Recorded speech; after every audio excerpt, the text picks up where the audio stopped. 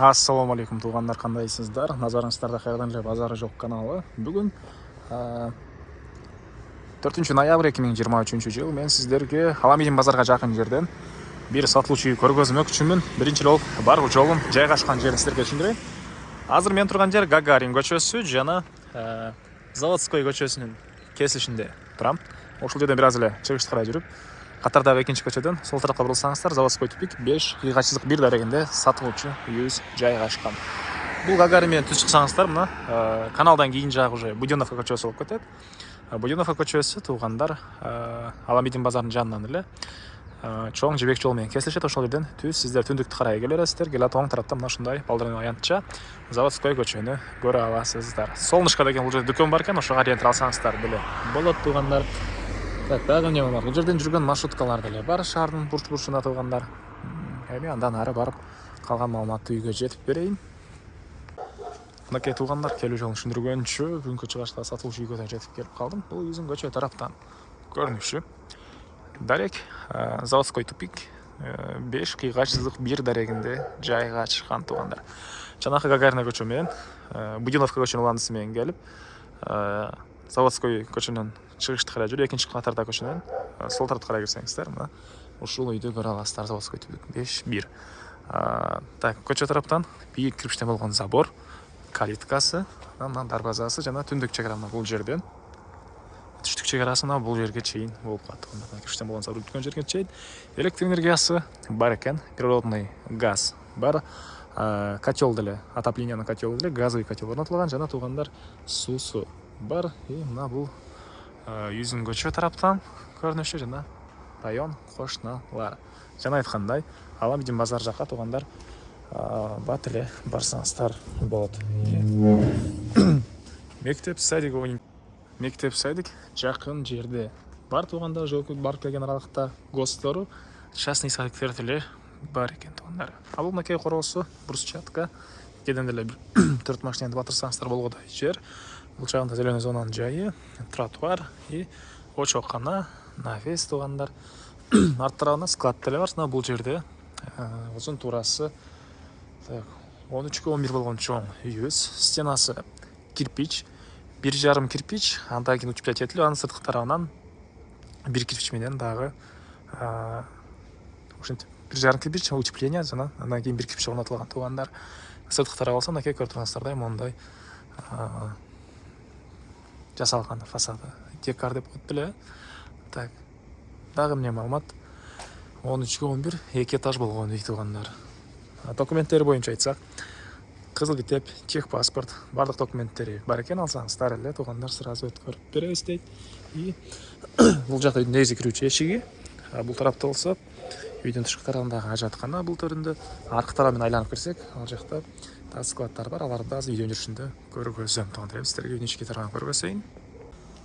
Мынакей бул үйүбүздүн негизги кирүүчү эшиги туугандар. Ушундай темирден болгон эшик орнотулган. И андан ары мынакей бул прихожка, кире бериш. Кире бериште теплый пол, кухняда теплый пол и санузелде теплый пол. Бар экен, калган бөлмөлөр батареялар менен жылый туугандар, паровой отопление, газовый котел менен. И бул прихожканын чыгыш тарабынан пластик терезе орнотулган. Так, андан ары бул жакта коридор, бул коридордон калган бөлмөлөргө өтүп кете аласыз туугандар. Коридор деле мынакей кенен экен. Так, оң тарапта кухнясы, мынакей тамактануучу жайы, чыгыш тараптан терезе, түндүк тараптан терезе, кухонный мебелдер, ракайын орнотуп суу чыгарылган, газовый электрический плита туугандар, газ бар. Так, андан ары бул жагында зал жайгашкан туугандар, кенен зал.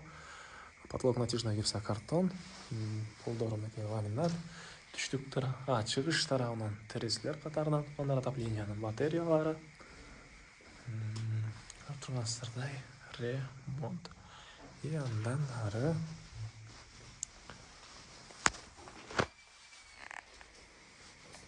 бул жакта экинчи этаждын тепкичтер.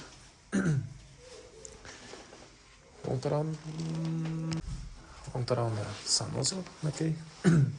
Жатканасы өзүнчө бөлмөдө, душ өзүнчө бөлмөдө жайгашкан жана теплый пол.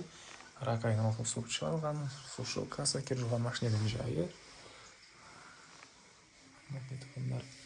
И андан ары мынакей эки сачып кеткен тепкичтер жыгачтан болгон тепкичтер. Түз жүрсөк, бир мындай дагы бир бөлмө бар экен. Негизинен балдар бөлмө кылсаңыздар деле болгудай. Мынакей түндүк тарабынан терезе, полдо ламинат. И андан ары бул жакта үйдүн сырткы тарабында склады бар. Ошол жака чыгып кете аласыздар. И бул мынакей экинчи ашып кеткен тепкичтер. Сиздерге экинчи этажды көрүп көрсөйүн туугандар. Бул үйдүн экинчи этажы туугандар. Мынакей катарынан 3 бөлмө и бул жакта дагы бир бөлмө. Ал жакта кладовка сыяктуу дагы бир бөлмөсү бар экен. Так, оң тараптан бир жекеден маалыматыны берип баштайын туугандар. Чыкканда ушул сыяктуу коридор дейсизби, холл дейсизби, ушундай жери. Түндүк тараптан терезе, потолок гипсокартон, балдар картонсадай ремонт и оң тарапта бир спальня бөлмө. Мынакей түштүк тарабынан, чыгыш тарабынан кечиресиздер, чыгыш тарабынан терезе орнотулган. Мынакей картонсадай ремонт.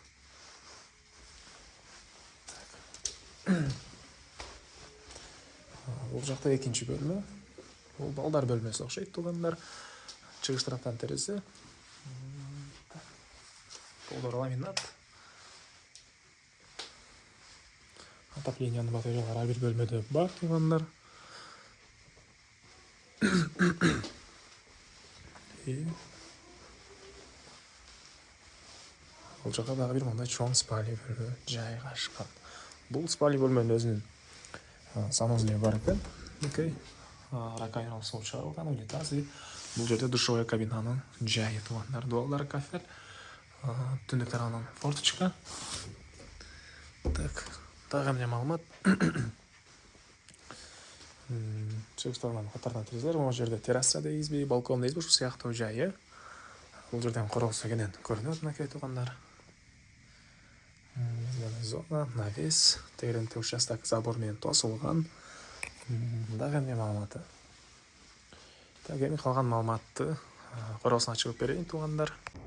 Мен кайра сатылуучунун короосундамын. Андан ары бул тарабында туугандар